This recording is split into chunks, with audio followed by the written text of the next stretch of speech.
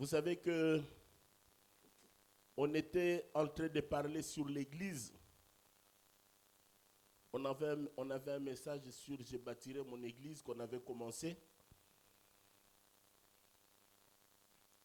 Et Dieu, dans son amour, il a envoyé son serviteur, le docteur Papi, qui est d'ailleurs présent parmi nous, nous le saluons. Que Dieu le bénisse abondamment. Il a été une bénédiction pour nous.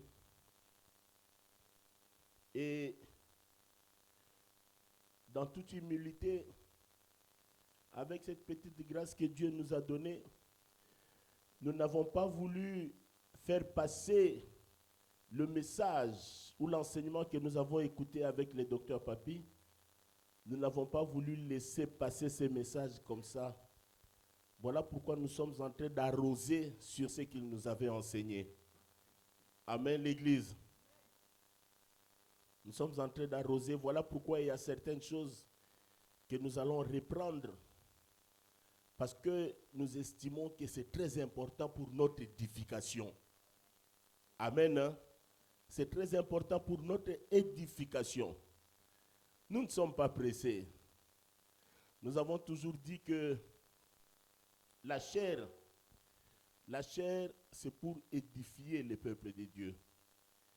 La chair n'est pas un lieu de démonstration de la connaissance et de la concurrence avec d'autres ministres. Celui qui exerce, celui qui travaille dans ce sens-là, il ne travaille pas pour la gloire de Dieu. Il travaille pour sa gloire personnelle. Amen. Hein?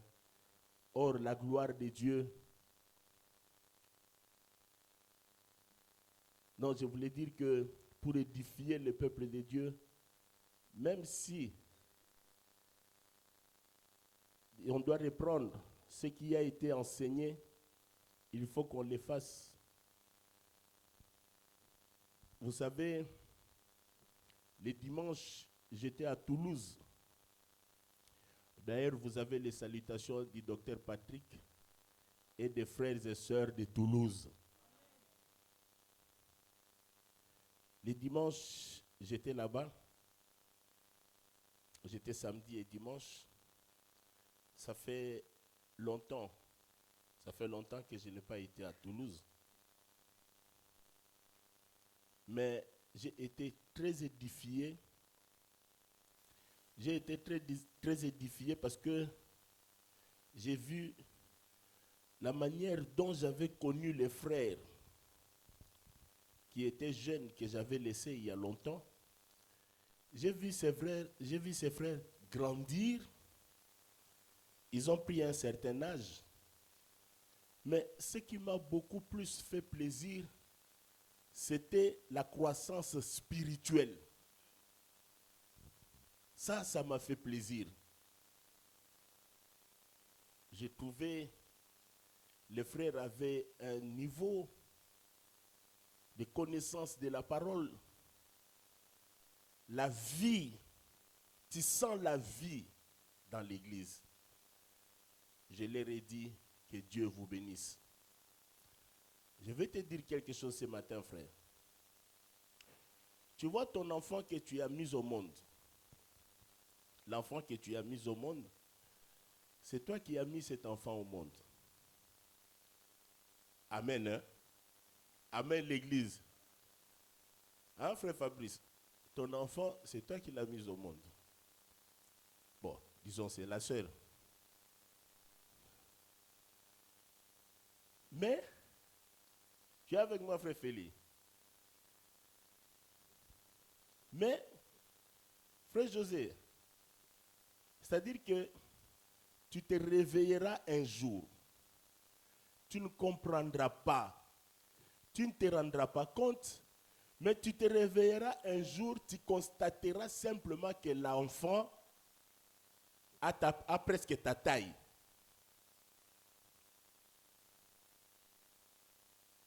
Est-ce que vous comprenez ce que je dis?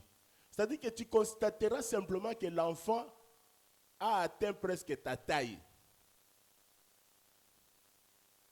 Et quand on regarde l'enfant comme il est là, on voit vraiment que ça c'est Félix, tout fait.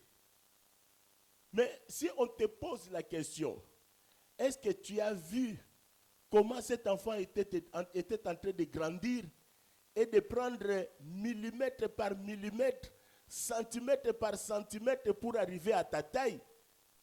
Tu n'as jamais vu ça. Mais toi, tu constateras simplement que l'enfant a ta taille. Ça, c'est dans des choses physiques. Et je vous dis que spirituellement, nous grandissons aussi. Amen. Hein? Spirituellement, nous grandissons. Nous devons grandir. C'est ça d'ailleurs, l'œuvre du ministère, c'est pour faire grandir. Quand on parle d'édifier, édifier c'est construire. On est en train de construire quelque chose jusqu'à l'achèvement. Amen l'église. Amen. Hein? Donc croyez-moi, même si toi tu ne les constates pas, mais je te dis que spirituellement tu es en train de grandir. Tu es en train de prendre la maturité. Peut-être que tu ne te rends pas compte, mais tu es en train de grandir. D'ailleurs, moi je regarde aujourd'hui, il y a des frères et sœurs, la manière dont ils réagissent devant le problème ou devant une situation, c'est là où tu te rends compte que vraiment il a grandi et il a pris de la maturité. Que Dieu vous bénisse. Je suis dans le livre de Matthieu chapitre 7.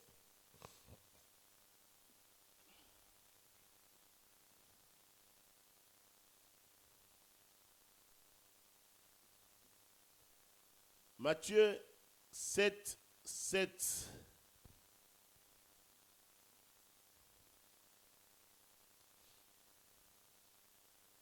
Matthieu chapitre 7, verset 7.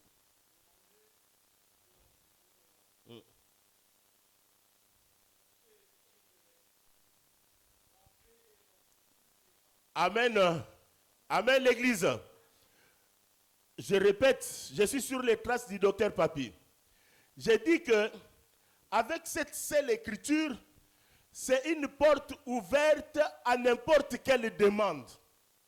C'est-à-dire qu'avec cette écriture, tu peux faire n'importe quelle demande.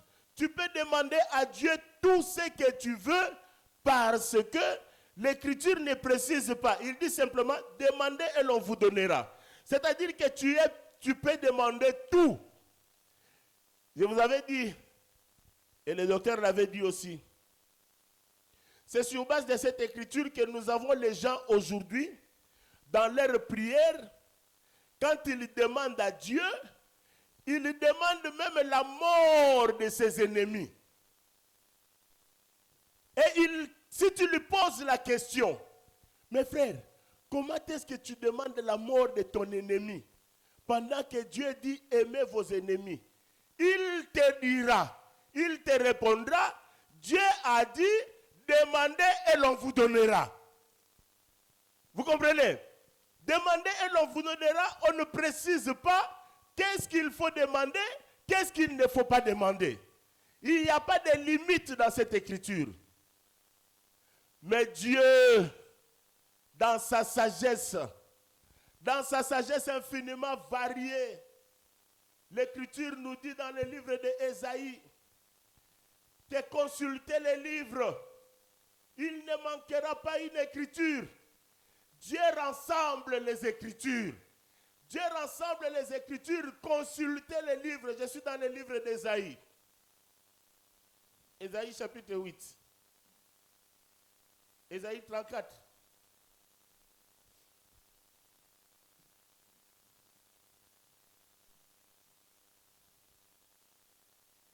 Ésaïe chapitre 34. Ésaïe chapitre 34, verset 17.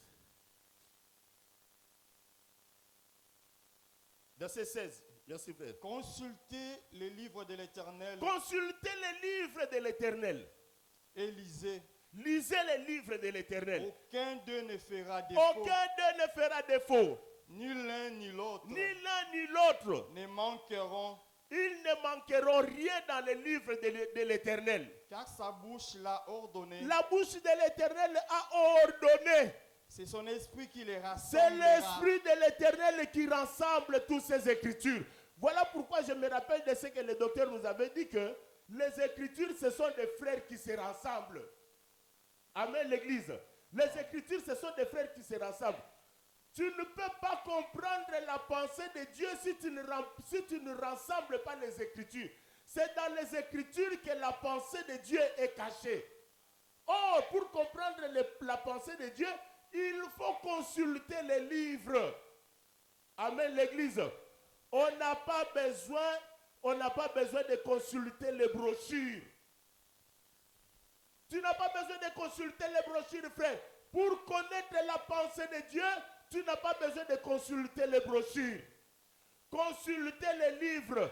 La pensée de Dieu est cachée dans les livres. Or, les livres dont on parle, ce sont les Écritures. C'est dans les Écritures que la pensée de Dieu est cachée. Est-ce que l'Église est avec moi? Consultez les livres, même si tu as des problèmes. Je te dis ce matin, frère, même si tu as des problèmes, consultez les livres. Tout est dans les livres. Ne consultez pas des hommes. Tu n'as pas besoin de consulter les hommes. Écoutez-moi très bien. Même si tu consultes les hommes, des prophètes, et qu'ils te donnent des prophéties, mais l'Écriture nous dit, consultez les livres pour examiner même les prophéties. Parce que si la prophétie contredit les livres, si la prophétie contredit les Écritures, je te dis ce matin que cette prophétie est diabolique. Est-ce que l'Église est avec moi? Si la prophétie contredit les Écritures, la prophétie, si elle contredit les Écritures, je te dis que cette prophétie est diabolique. Consultez les livres, frères. Tu n'as pas besoin de consulter des livres, n'importe quel livre. Tu n'as pas besoin de consulter les gens, mais consulter les livres, car Dieu a caché ses pensées dans les livres. Amen. Est-ce que l'Église est avec moi? Maintenant, comme c'est Dieu qui rassemble les Écritures pour faire sortir sa pensée, pour comprendre la pensée de Dieu, il faut rassembler les Écritures. Voilà pourquoi nous faisons appel à Matthieu 21. Nous faisons appel à Matthieu 21 pour bien comprendre Matthieu 7.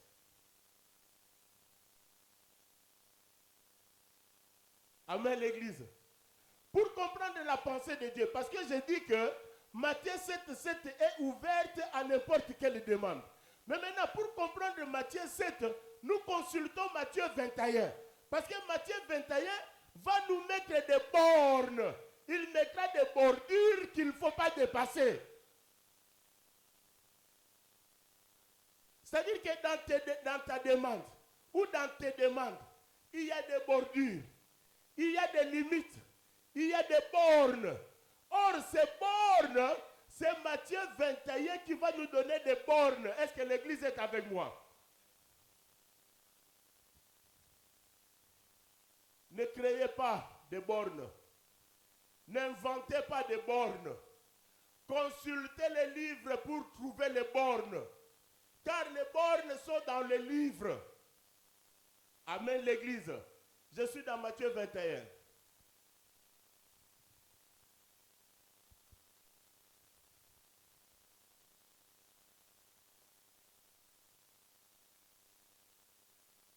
Matthieu 21, on avait déjà lu ça, verset 22. Matthieu chapitre 21, verset 22. Tout ce que vous demanderez avec foi par la prière. Amen. Amen, l'Église. Demandez et l'on vous donnera.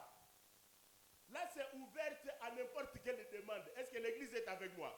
Maintenant, Matthieu 21, il vient compléter pour que nous puissions comprendre la pensée de Dieu qui est cachée dans Matthieu 7, 7.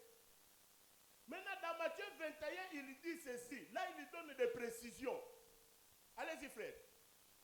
Tout ce que vous demanderez avec foi par la prière. Il faut demander, mais avec foi. Vous Donc, le il recevez. faut avoir la foi et le faire par la prière. Est-ce que l'église est avec moi? C'est-à-dire que n'importe quelle demande que tu dois faire, il faut que cette demande, tu le fasses avec foi. C'est-à-dire qu'il faut avoir la foi pour faire une demande à Dieu. Tout celui qui n'a pas la foi, toute demande que tu fais en dehors de la foi, cette demande ne te sera pas accordée. C'est dire, mais c'est l'évangile. Amen, l'église.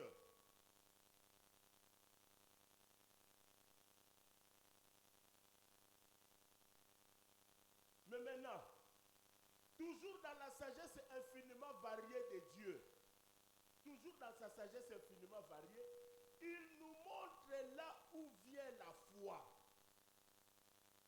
D'où vient la foi? La foi ne vient pas dans des brochures. La foi ne vient pas dans le raisonnement humain. Amen. Hein? Là, je suis dans Romains chapitre 10, verset 17. Paul est en train de nous expliquer. On fait juste une petite répétition avant d'avancer pour les autres qui n'étaient pas là. Romains 10, 17. Écoutez, frère. Ainsi la foi vient de ce qu'on entend. Bien-aimé, je veux que tu fasses comme les chrétiens de Béréé. Quand on lit les Écritures, vérifie aussi avec ta Bible. Ce n'est pas pour rien que tu as la Bible. Aujourd'hui, nous avons même la possibilité d'avoir la Bible dans nos téléphones. Amen, l'église. Allons-y, frère. Ainsi la foi vient de ce qu'on entend. Et ce qu'on entend vient de la parole de Christ. Ah! La foi vient de ce qu'on entend. Attention.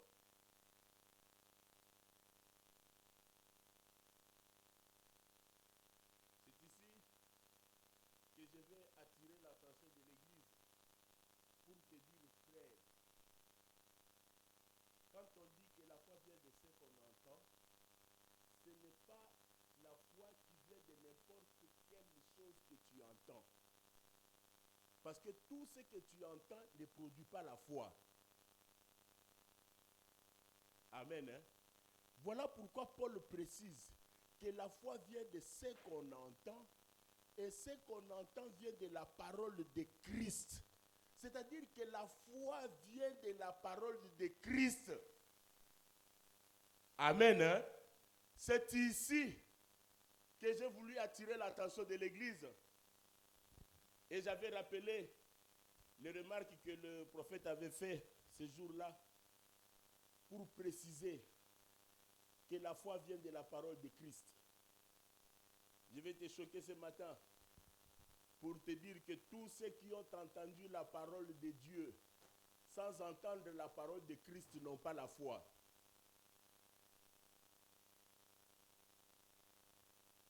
Tu as entendu la parole de Dieu, c'est bien.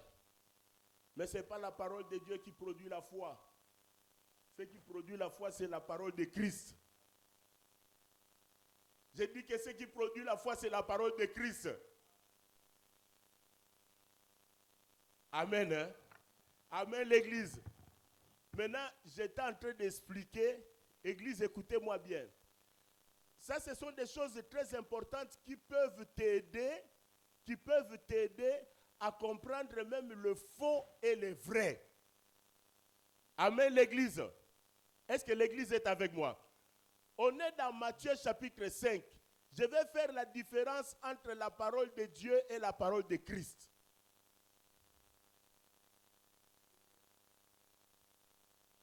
Amen. Hein?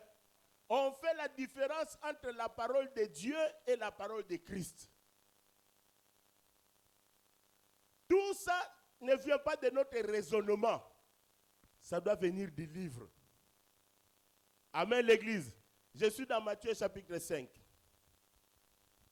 Je vous avais dit que je ne veux pas prendre beaucoup de temps parce qu'il faut qu'on prie. Je sens vraiment qu'on doit prier. Je suis dans le livre de Matthieu chapitre 5.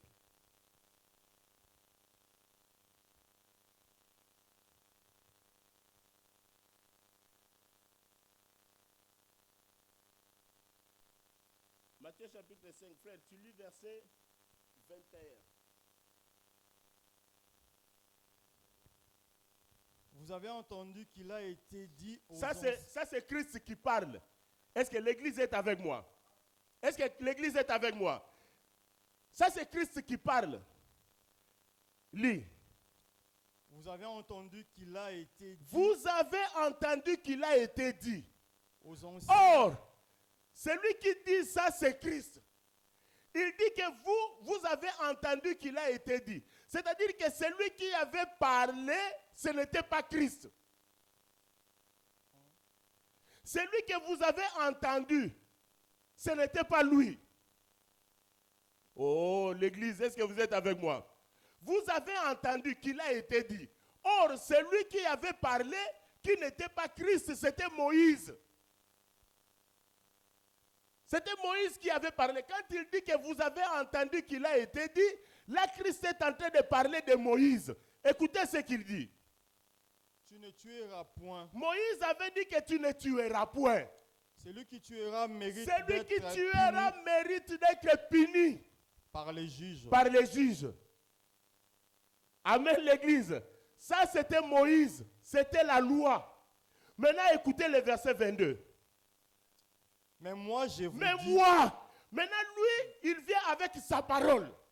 moi, je vous dis que Or, quiconque, sa parole, c'est l'explication de ce qui a été dit par Moïse. La parole de Christ, c'est l'explication de ce qui a été dit par Moïse. Or, si tu restes sur ce que Moïse avait dit, tu n'auras pas la foi. Parce que la loi de Moïse ne produit pas la foi. Est-ce que l'église est avec moi? La loi de Moïse ne produit pas la foi. Maintenant, Christ explique. Il explique ce que Moïse avait dit. Écoutez son explication. Là, maintenant, c'est la parole de Christ. Est-ce que l'église est avec moi? Vous avez entendu qu'il a été dit. Ça, c'est Moïse. Amen. Hein? Maintenant, moi, je vous dis. Vous entendez la parole de Christ? Amen. Est-ce que vous avez entendu? Moi, je vous dis. Maintenant, dis ce que lui, il a dit. mais moi, je vous dis que Ah. quiconque se met en colère contre son Quiconque frère, se met en colère, c'est-à-dire que Moïse vous avait dit de tuer pour que tu sois jugé et condamné. Mais moi, je vous dis, tu n'as même pas besoin de tuer. Juste le fait d'avoir la haine, la colère dans ton cœur, tu as déjà tué ton frère. Amen. Amen. Reprends cette écriture, frère. mais moi, je vous dis que Reprends verset 21 à 22. Je veux qu'on fasse toute la lecture pour bien comprendre la pensée. vous avez entendu qu'il a été dit aux anciens, tu ne tueras point. Ce qui tuera mérite d'être puni par les juges. Mais moi, je vous dis que quiconque se met en colère contre son frère Quiconque se met en colère, mérite d'être puni par les il juges. mérite d'être puni par les juges. Vous voyez, Moïse avait dit qu'il faut tuer pour être jugé et condamné par les juges. Mais lui, quand il vient, il donne l'explication de la pensée de ce que Moïse avait dit. Il donne l'explication du message qui était caché dans ce que Moïse avait dit. C'est lui qui s'énerve, c'est lui qui se met en colère contre son frère. Amen, l'église. Amen. Voilà pourquoi l'apôtre Jean, il vient nous expliquer dans le livre de 1 Jean. 1 Jean.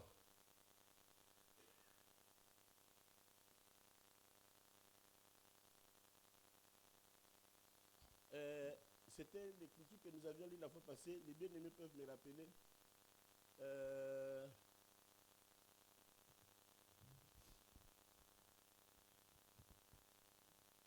1 Jean chapitre 3.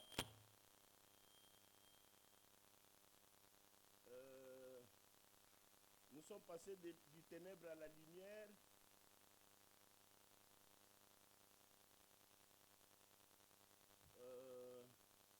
Nous savons que nous sommes passés de la mort. Écoutez, frère. 1 Jean 3, le maintenant, verset regardez, 14. Jean est en train de donner maintenant la lumière sur la parole de Christ. Parce que nous avions vu que Moïse avait parlé, Or, quand Moïse parle, c'était la loi. Amen. Hein? Maintenant, Christ, il vient. Or, les paroles de Christ, voilà pourquoi j'aimerais te dire ce matin. Quand Dieu parle, quand on dit la parole de Dieu, ça c'est dans la première alliance.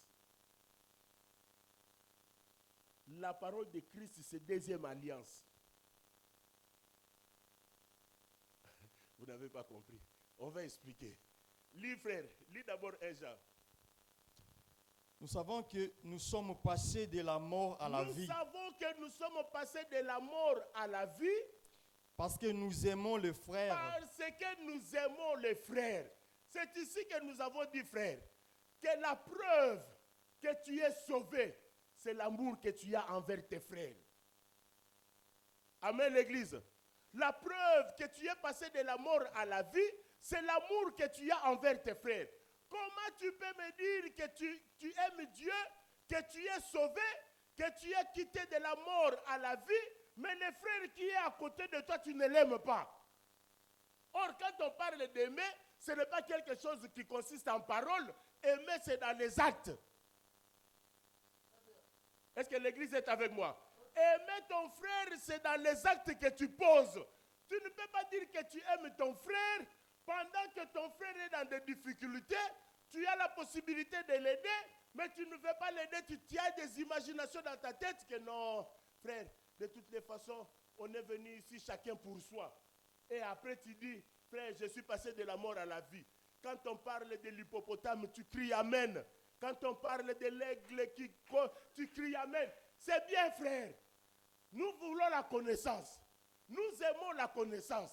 Mais la preuve que tu es passé de la mort à la vie, c'est quand tu aimes ton frère. Amen. C'est en ce moment-là que toute la connaissance que tu peux développer aura un sens. Est-ce que l'église est avec moi? Amen.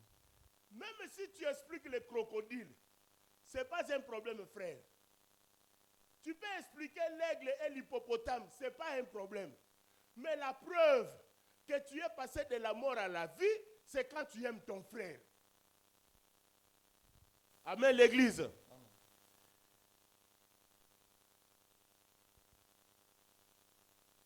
Je suis toujours dans la foi. Amen. Je n'ai pas quitté la foi. Oh. D'ailleurs, Jacques nous dit, montre-moi ta foi. Moi, je te montrerai la foi par mes œuvres. C'est-à-dire que tu ne peux pas dire que tu as la foi, nous démontrer tout ce que tu veux comme connaissance. Lisons Jacques. Lisons Jacques. Je suis toujours dans la foi. La foi qu'il faut associer à la prière. Oh, est-ce que l'église est avec moi? Je suis dans la foi qu'il faut associer à la prière. Jacques, frère.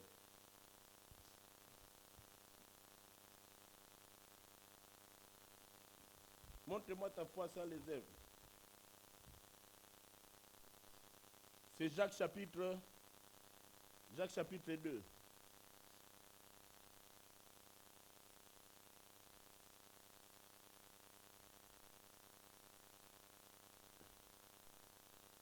En lisant Jacques chapitre 2, verset 20. Non, nous commençons à partir du verset 15. Non, 14 c'est mieux. On commence à partir du verset 14. Mes frères, que sert-il à quelqu'un de dire qu'il a la foi? Attends, frère, attends. Mes frères, je m'adresse, quand je parle des frères, les sœurs sont dans les frères. Amen. Hein? Maintenant, écoutez, je suis avec Jacques. Mes frères, je m'adresse à vous. Vous qui devez associer la foi à la demande. C'est-à-dire qu'il faut avoir la foi telle que Matthieu 21, 22, demander avec foi. Maintenant, Jacques est en train de nous expliquer la foi. Il nous explique la foi.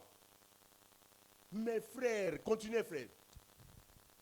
Que sert-il à quelqu'un de dire Que qu'il a la sert-il à foi? quelqu'un de dire qu'il a la foi? Cette foi que tu dois associer à la prière, Cette foi que tu dois associer à la demande. À quoi ça sert-il de dire que tu as cette foi s'il n'a pas les œuvres? s'il n'a pas les œuvres? La Oh. foi peut-elle... Oh, l'église, est-ce que vous êtes avec moi? Amen. Est-ce que l'église est avec moi? Amen. Tu ne peux pas parler de la foi sans les œuvres, frère. Tu ne peux pas. Tu ne peux pas séparer la foi avec les œuvres. C'est ici que je dis, frère, avoir la connaissance. Nous aimons la connaissance et nous voulons la connaissance. Mais les œuvres accompagnent la foi. C'est-à-dire, si tu m'expliques les crocodiles, si tu m'expliques l'hippopotame, je dis Amen. Mais là où je t'attends, c'est dans Jacques. Est-ce que l'église est avec moi? Amen. C'est là où moi je t'attends. Parce qu'aujourd'hui, nous avons des frères qui sont capables de défendre les crocodiles, capables de parler de l'hippopotame, mais quand tu regardes les œuvres, il n'y a même pas... Oh, qu'est-ce qu'on dit? Aucun ou aucune? Aucune œuvre. Hein? Aucune œuvre, frère. Aucune. Mais il parle de l'hippopotame très bien. C'est là où je m'associe avec le docteur Papi. Faites attention, frère. Parce qu'il y a des frères qui peuvent bien répéter, qui n'ont même pas le Saint-Esprit. Mais ils répètent la parole parce qu'il a écouté docteur Papi, il a écouté le prophète Michel, il est capable de répéter. Mais il n'a même pas le Saint-Esprit. Voilà pourquoi ce jour-là, Paul, son inquiétude quand il a rencontré les chrétiens, ce n'était pas, est-ce que vous connaissez les crocodiles et l'hippopotame? Non. Est-ce que vous avez déjà la connaissance sur l'aigle qui déploie les aigles et après quand il rabaisse les aigles, il devient un homme? Est-ce que vous avez déjà cette connaissance-là? Non. Écoutez Paul, avez-vous reçu le Saint-Esprit quand vous avez cru? Est-ce que l'église est avec moi? Amen. Comment tu peux dire que tu as Dieu, que tu as la connaissance sans le Saint-Esprit? Parce que Paul sait que on ne peut pas former un corps sans le Saint-Esprit. Tu ne peux pas devenir un enfant de Dieu sans le Saint-Esprit. Est-ce que l'église est avec moi? Amen. Merci frère Jacques. La foi marche avec les œuvres. Cette foi qu'il faut associer à la demande. C'est-à-dire, si tu as les œuvres de la foi, tu associes à la demande que tu fais, Dieu va t'exaucer, frère. Amen, l'église. Continuez l'écriture. La foi peut-elle les sauver? Si un frère ou une sœur sont nus et manquent de la nourriture de chaque jour, et que l'un d'entre vous leur dise, allez en paix, chauffez-vous. C'est-à-dire qu'il y a un frère qui arrive, il a des problèmes. Nous avons des frères et sœurs parmi nous qui sont venus, qui ont par exemple juste les problèmes de Navigo. Mais tu n'es pas capable de faire un sacrifice pour charger les Navigo de ta soeur ou de ton frère. Il vient, il t'explique son problème. Que mon frère, j'ai un problème. Avec mon Navigo, c'est déjà expiré. Il faut charger. Je vais charger mon Navigo, mon frère. Je n'ai pas l'argent. Ma soeur, ça c'est pas un problème. Il suffit de connaître l'hippopotame. Tu as la connaissance des crocodiles, Dieu va te sauver. Non, frère, c'est pas là que Jacques dit. Jacques est en train de nous expliquer que si un frère vient parmi vous, même, frère, je vais te dire une chose. Écoutez-moi très bien, frère. Les nouveaux même qui viennent parmi nous, pour qu'ils restent, même si on lui explique les crocodiles, et qu'on ne manifeste pas les œuvres d'amour, il ne restera pas. On ne gagnera pas les âmes comme ça, frère. Est-ce que l'église est avec moi? Ce n'est pas comme ça qu'on gagnera les âmes. Frère, je vous dis la vérité. Vous croyez que ces églises qui sont en train de grandir, qui sont en train de grandir en nombre, ils n'ont même pas la parole que nous avons. Ce sont les œuvres. les hommes sont attirés par les œuvres. Les hommes viendront, ils verront les œuvres, ils s'attacheront. Après, quand tu vas commencer à détailler la connaissance, il sera prêt à accepter cette connaissance. Parce que la connaissance marche avec les œuvres. Est-ce que l'église est avec moi? Quand ça marche avec les œuvres, ça convainc. Mais quand il n'y a que la connaissance sans les œuvres, ça ne convainc personne. Est-ce que l'église est avec moi? Voilà pourquoi nos églises, on est toujours des chétifs, avec des explications, oh petit troupeau. Non. On se justifie, petit troupeau. Mais je m'étonne, frère. Ce jour-là, il y a eu 3000. C'est toujours petit troupeau. Est-ce que l'église est avec moi?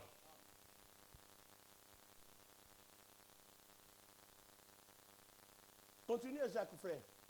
Continuez, Jacques. Et vous rassasiez, et que vous ne leur donniez pas ce qui est nécessaire au corps. Vous ne leur donnez pas ce qui est nécessaire au corps. À quoi C'est-à-dire cela que sert-il? Ça sert à quoi? À quoi ça sert? Ce qui est nécessaire au corps, c'est que lui, il a besoin, quand il voit la police, il fuit. La police de loin, il évite. Frère, quand ton navigant est chargé, tu as l'assurance. Hein. Ben, je vous dis, hein, des fois quand tu arrives ici, surtout le mercredi, quand tu arrives ici à Villeneuve, on a trouvé des débats parce que les policiers cachés. C'est-à-dire qu'ils n'ont même pas besoin de ton identité. Juste s'ils te voient frauder, c'est fini, viens. On récupère notre frère et il n'a pas de papier. Kinshasa est monier. Après, oh non frère, c'est la volonté de Dieu, ne t'inquiète pas. Toi tu as fraudé, tu dis que c'est la volonté de Dieu.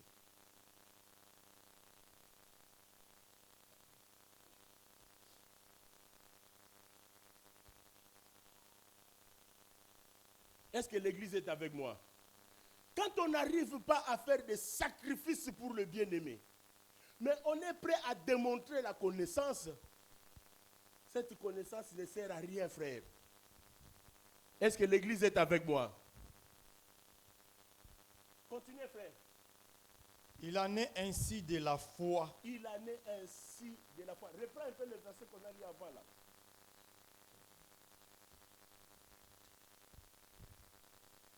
Et que l'un d'entre vous leur dise, Non, allez en paix. Non, remonte encore. Si un frère ou une sœur sont nus et manquent de la nourriture de chaque jour, et que l'un d'entre vous leur dise, allez en paix, chauffez-vous et vous rassasiez, et que vous ne leur donniez pas ce qui est nécessaire au corps. Vous ne leur donnez pas ce qui est nécessaire au corps. À quoi cela Attends, sert-il? frère. Est-ce que l'église est avec moi? Est-ce que vous avez bien lu Jacques? Est-ce que vous avez bien lu Jacques? Vous ne leur donnez pas ce qui est nécessaire au corps. Il ne parle pas ici de spirituel. Tu peux leur donner le spirituel, c'est bien. Mais en ce moment-là, il a besoin de ce qui est nécessaire au corps. Est-ce que l'église est avec moi? Maintenant, toi, tu t'opposes. Oh non, frère. D'ailleurs, chacun pour soi. Moi, mon budget. C'est-à-dire, tu es en train de faire tes calculs à toi. Tu n'es même pas dans les calculs de Dieu. Parce que dans les calculs de Dieu, celui qui épargne à l'excès ne fait que s'appauvrir. Ça, c'est dans les calculs de Dieu. Mais dans ton calcul à toi, il faut épargner pour s'enrichir. Ça, c'est dans ton calcul. Épargner pour s'enrichir. Est-ce que tu comprends, frère? Moi, je suis là. Moi, je suis tombé malade. L'enfant tombe malade, tu dépenses tout. C'est ce jour-là que tu comprendras que Dieu est souverain. Amen, frère. Continuez, bien aimé. Je n'irai pas loin. Je vous avais dit qu'on va prier. Il en est ainsi de la foi. Si elle n'a pas les œuvres, Ah. elle est morte en elle-même. Il en est ainsi de la foi. C'est-à-dire que la foi qu'il faut ajouter pour demander, on nous explique d'où vient cette foi. C'est par la parole de Christ. Amen, l'Église. Amen. Amen, l'Église. Amen. Or, cette foi qui vient de la parole de Christ, quand tu reçois cette foi-là, quand tu as cette foi-là, la foi se manifeste par les œuvres. Tu ne peux pas dire que tu as la foi sans les œuvres. Est-ce que l'Église est avec moi? D'ailleurs, je vais te dire, frère, il y en a qui donnent par contrainte. Dieu, l'écriture est claire. Dieu n'aime pas ceux qui donnent par contrainte. Celui qui a la foi, il n'y a plus de bonheur à donner qu'à recevoir. Amen. Hein? Donc celui qui a la foi, frère, il est fait avec joie. Celui qui a la foi, il a l'obéissance. Car la foi, c'est l'obéissance. J'expliquerai. Je reviendrai sur ça. On prendra comme exemple Abraham. Parce que c'est lui le père. Est-ce que l'Église est avec moi? Frère bien-aimé, je veux que tu vérifies ce matin la vie de tous les jours que tu vis. La foi se manifeste par les œuvres. Celui qui a la foi, il lui donne libéralement. Il ne donne pas par contrainte. D'ailleurs, la foi qu'il a, même quand on parle de la salle ici, regarde combien tu as de difficultés pour donner même la contribution pour la salle. Les ministres n'en parlent même pas. Des dîmes et des offrandes, il y a toujours des explications.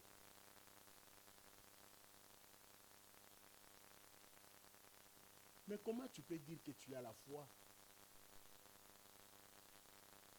Comment tu peux nous dire que tu as la foi quand les œuvres ne sont pas là?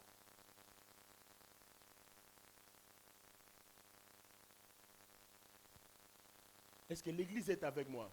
Continuez, frère. Mais quelqu'un dira, toi tu as la foi et moi j'ai les œuvres. Ah. Montre-moi ta foi sans les œuvres. Et moi je te montrerai la foi par mes œuvres. C'est-à-dire que la foi se manifeste par les œuvres. Amen. C'est par les œuvres qu'on comprend que celui-ci a la foi.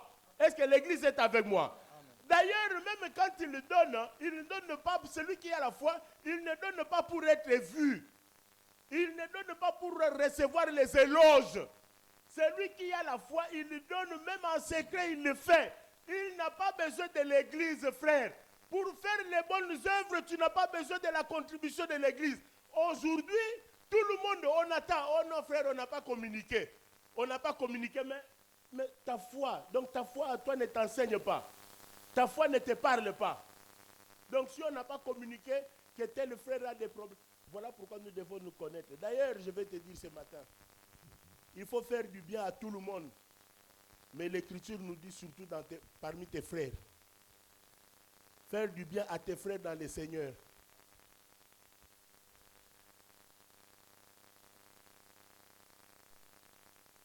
Est-ce que l'Église est avec moi?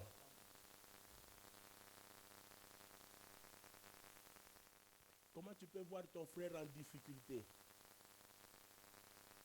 mais tu fermes ton cœur?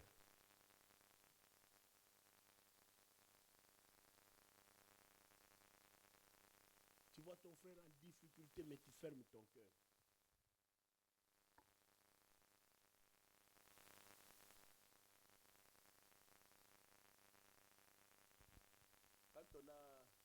Quand Dieu nous a fait grâce, je me rappelle au début, je termine par ce témoignage. Il y a un frère qui a été enseigné par Dieu. C'est un fait vécu, hein? C'est une histoire vécue.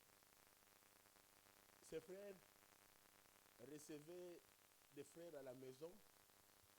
Et chaque fois qu'il recevait des frères, il y avait toujours la nourriture, il y avait toujours à manger. Mais ce jour-là, il y avait des frères, il y avait la nourriture, mais il a dit, ah, c'est trop peu.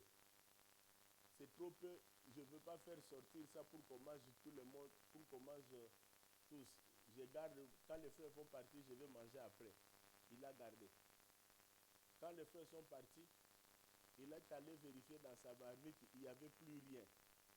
Le chat est passé, il a tout mangé.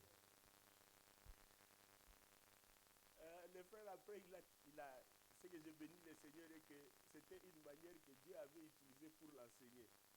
Et c'était son jour de la délivrance. Il a compris que non, il faut continuer à faire du bien. Continuer à faire du bien. Amen. Hein? Je termine pour dire ceci, frère. En réalité, quand Dieu nous pousse à faire de bonnes œuvres, quand Dieu nous pousse à faire du bien à nos frères et sœurs, en réalité, c'est pour notre bénédiction. Amen. Hein? C'est pour notre bénédiction. Imaginez l'aveugle de Sarepta, quand il a reçu l'homme de Dieu. Mais pour qu'elle soit bénie, qu'il ne manque rien dans sa maison, elle devait faire les œuvres. Amen, l'église.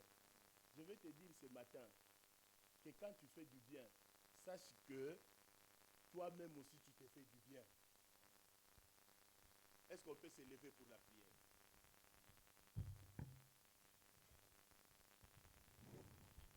Les chantres vont passer.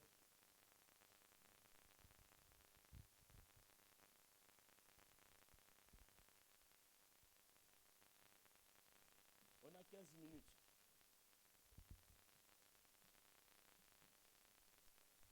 Je veux que nous puissions élever la prière.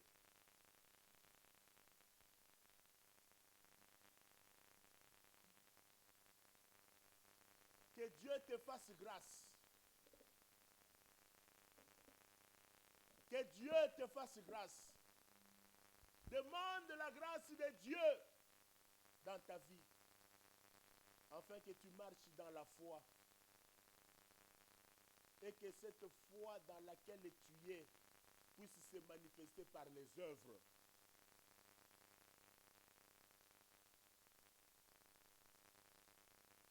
Refuse tout esprit d'égoïsme.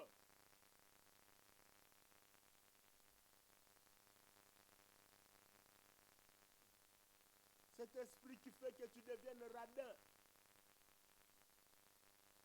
Ce sont des obstacles à ta bénédiction. Mais Dieu veut que tu puisses produire les œuvres. Les bien-aimés vont nous conduire dans un champ et nous tous, chacun va prier pour lui. Tu as écouté la parole, de ce matin. Je veux que tu pries là où tu as été touché par le Seigneur. Je vous ai donné un sujet, mais je sais que Dieu t'a touché par-ci, par-là, par ce que tu as entendu. Je veux que tu élèves la voix, que tu pries Dieu par rapport à ce que tu as entendu, par rapport à ce que le Saint-Esprit t'a touché, par rapport à ce que Dieu a touché ton cœur. Élève ta voix et tu pries Dieu. Élevons la voix, prions le Seigneur. Élevons la voix, prie Dieu. C'est ta délivrance ce matin, frère. C'est le jour de ta délivrance. C'est le jour où le Seigneur t'a visité. Dieu t'a visité ce matin. Dieu veut que tu puisses produire les œuvres. Manifeste ta foi par les œuvres. Demande à Dieu qu'il te fasse la grâce de manifester ta foi par les œuvres. Que tu manifestes ta foi par les œuvres. Que tu te limites par la connaissance. Sur la terre, sous lui.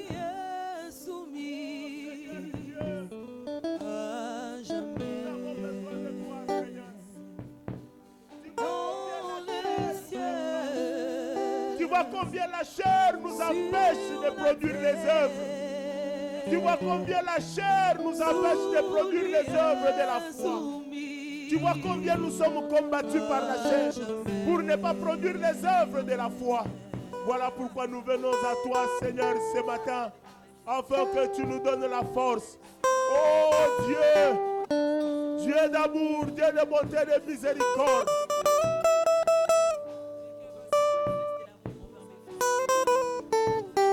Nous voulons manifester notre foi par les œuvres. Nous voulons manifester notre foi par les œuvres, Seigneur.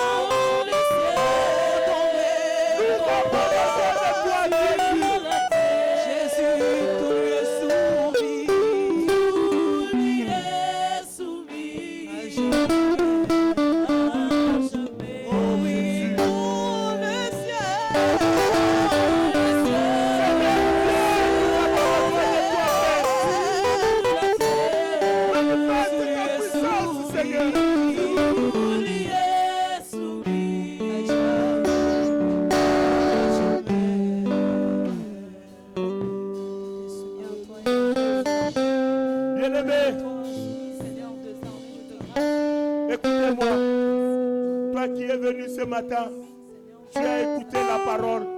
Je crois que tu as un problème qui te dérange. Tu as un problème qui te fait manquer la paix. Tu as un problème qui bloque ta vie. Tu as un problème qui t'empêche de prospérer. Tu as un problème qui t'empêche d'avoir la joie. Tu n'as pas la joie à cause de cette situation que tu connais.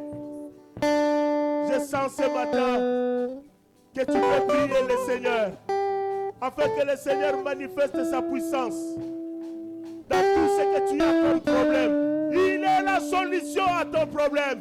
C'est lui le guerrier qui ne recule jamais les combats devant le combat.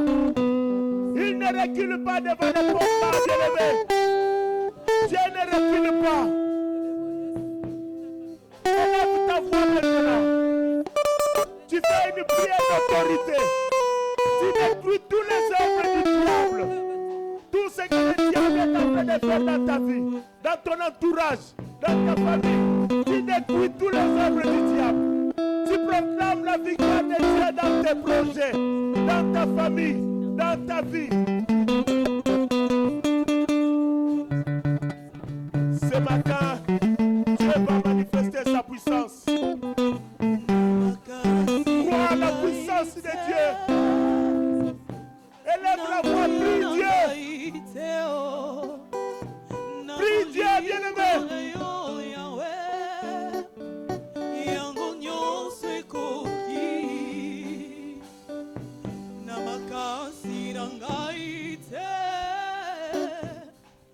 Seigneur Dieu, nous avons besoin de ton intervention dans nos vies, Père. Oh Seigneur, nous sommes venus à toi, Seigneur. Après avoir écouté la parole de Christ, maintenant nous pouvons te demander avec foi. Maintenant nous pouvons te demander avec foi.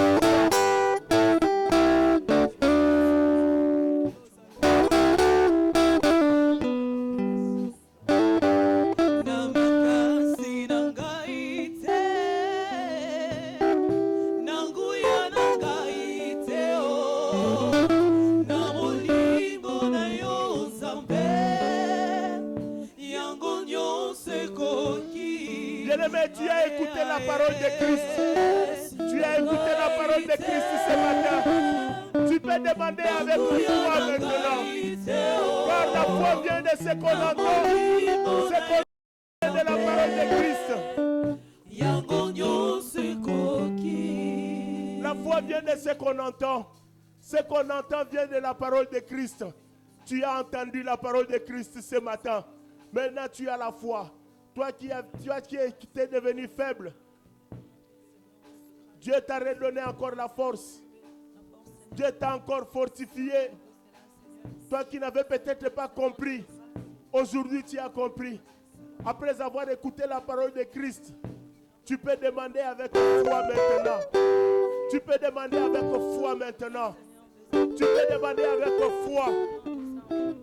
Tu as écouté la parole de Christ. Tu peux demander avec foi ce matin. Et Dieu te le donnera. Demande à Dieu ce que tu veux avec foi. Que Dieu se manifeste avec puissance dans ta vie. Élève la voix, prie Dieu. Tu peux demander avec foi, bien-aimé, ce matin. Tu peux demander avec foi ce matin.